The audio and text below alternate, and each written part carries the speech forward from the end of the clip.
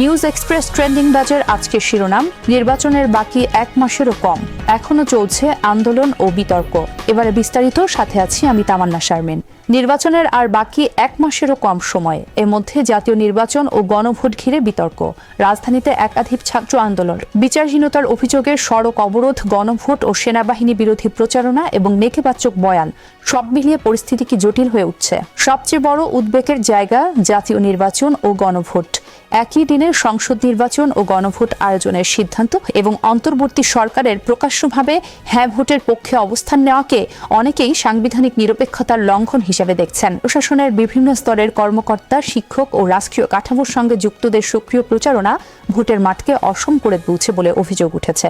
বাংলাদেশ জাতীয়তাবাদী দল বিষয়টি থেকে দূরত্ব বজায় রাখলেও জামায়াতে ইসলামী প্রকাশ্য সমর্থন দিয়েছে। ব্যালট নকশা ও প্রবাসী পোস্টাল ভোট ঘিরে অভিযোগ এই অনাস্থাকে আরও ঘনীভূত করেছে। অন্যদিকে রাজধানী ঝাঁপায় চলা শিক্ষার্থীদের আন্দোলনে তৈরি হচ্ছে প্রশাসনিক অচলাবস্থা।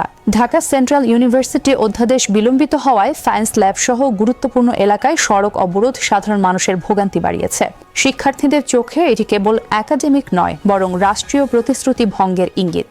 হাদি হত্যার বিচারের দাবির পাশাপাশি তেজগাঁওয়ে এক কলেজ ছাত্র হত্যার বিচার না হওয়ায় ফার্মগেট অবরোধ আবারও দেখিয়েছে, দৃশ্যমান বিচার না হলে তরুণদের রাস্তায় হয়ে উঠছে চাপ প্রয়োগের প্রধান মাধ্যম। বিশ্লেষকদের মতে সরকারের সামনে এখন বড় চ্যালেঞ্জ একটি সুষ্ঠু ও নিরপেক্ষ নির্বাচন আয়োজন করা। এর মাঝে একাধিক আন্দোলনের সুযোগ নিয়ে ষড়যন্ত্রকারীরা নানা অনাকাঙ্ক্ষিত ঘটনার জন্ম দিতে পারে। কোনো জায়গায় পরিস্থিতি নিয়ন্ত্রণ ও জনদুর্ভোগ কমাতে সেনাবাহিনী সহ আইন শৃঙ্খলার বাহিনীর হস্তক্ষেপকে নেতিবাচকভাবে প্রচারণা করা হচ্ছে। সব মিলিয়ে আন্দোলন জটিলতায় প্রশাসনিক বিলম্ব, রাজনৈতিক পক্ষপাতের অভিযোগ ও আক্রমণাত্মক বয়ান যদি দ্রুত ও স্বচ্ছভাবে মোকাবিলা না করা হয়, তাহলে নির্বাচন ঘিরে অনিশ্চয়তা ও মেরুকরণ আরও গভীর হওয়ার ঝুঁকি থেকেই যাবে।